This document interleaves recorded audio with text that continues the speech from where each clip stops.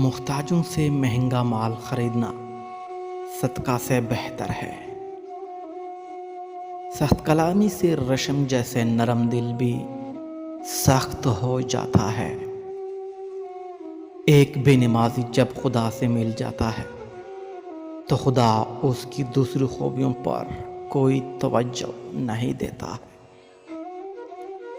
میں علم کے اس درجے تک یوں پہنچا کہ جو کچھ مجھے معلوم نہ تھا وہ میں نے معلوم کرنے میں کوئی شرم محسوس نہ کی۔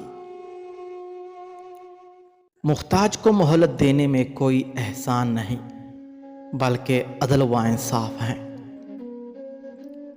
اگر رزق عقل اور دانشوری سے ملتا تو جانور اور بیوقوف بھوکے مر جاتے۔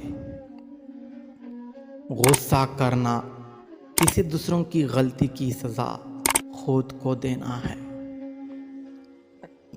مہمان کے آگے تھوڑا کھانا رکھنا بے مروتی ہے اور حد سے زیادہ رکھنا تکبر۔